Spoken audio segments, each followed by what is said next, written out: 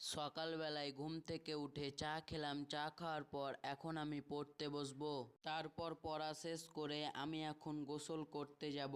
তারপর গোসল করে রেডি হয়ে গেলাম। এখন আমি পরীক্ষা দিতে যাচ্ছি। আজকে আমার দর্শন পরীক্ষা আছে। তারপর আমি পরীক্ষা দিয়ে বাড়ি চলে এলাম। আজকে আমার পরীক্ষা শেষ হয়ে গেল। তারপর বৈকালবেলায় রেডি হয়ে গেলাম ঘুরতে যাওয়ার জন্য।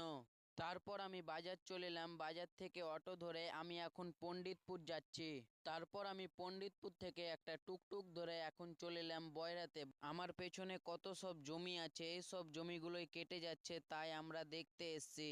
ওই পাটটা হচ্ছে বাংলাদেশ, গাইস দেখতেই পাচ্ছ। এখানে অনেক জমি বাড়ি সব ধস কেটে কেটে নেমে গিয়েছে। আমি আমার ভিডিওর মাধ্যমে তোমাদেরকে সবকিছুই দেখিয়ে দিলাম। এখানে অনেক মানুষের ক্ষয়ক্ষতি হয়েছে, তাই এখান থেকে সব চলে গিয়েছে। এখানে ধস কেটে গিয়েছে, তাই মানুষ সব দেখতে এসেছে। তারপর আমার এই সব কিছু দেখা হয়ে গেল। এখন আমি বাড়ি যাচ্ছি। তোমরা চ্যানেলটাকে সাবস্ক্রাইব করে দাও নতুন নতুন মিনি ব্লগ পাওয়ার জন্য।